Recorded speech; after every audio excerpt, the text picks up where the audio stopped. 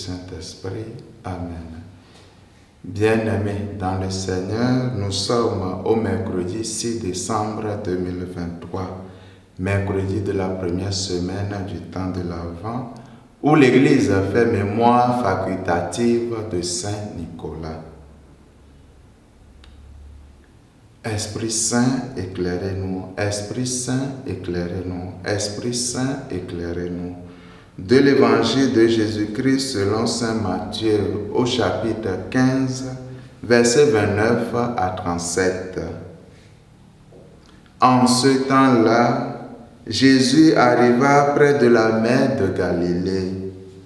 Il gravit la montagne et là, il s'assit.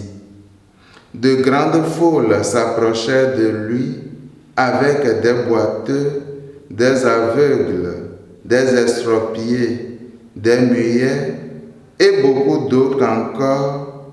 On les déposa à ses pieds et il les guérit.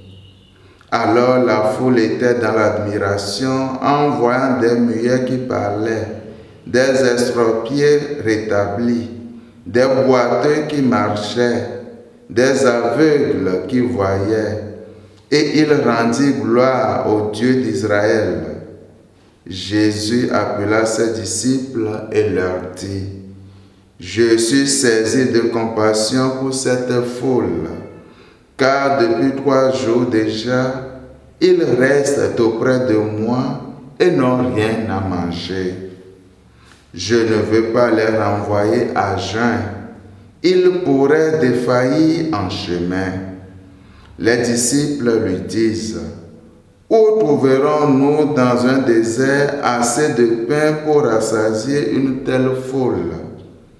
Jésus leur demanda: Combien de pain avez-vous? Il dit: 7 et quelques petits poissons. Alors il ordonna à la foule de s'asseoir par terre.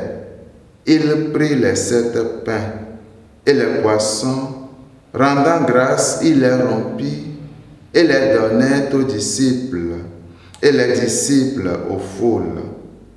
Tous mangèrent et furent rassasiés.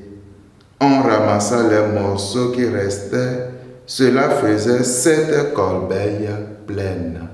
Acclamons la parole de Dieu. Louange à toi, Seigneur Jésus. À travers l'évangile de ce matin, nous sommes invités à aller sans cesse vers le Seigneur avec toutes nos infimités, toutes nos peines, toutes nos souffrances. Pour cela, nous avons en permanence les sacrements de la confession et de l'Eucharistie.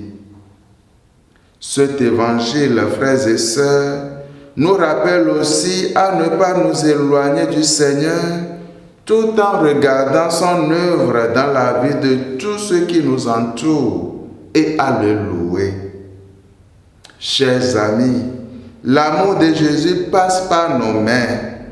Nous avons tous des choses à donner à nos frères et sœurs selon nos moyens, selon ce que nous possédons. Et cela peut être matériel.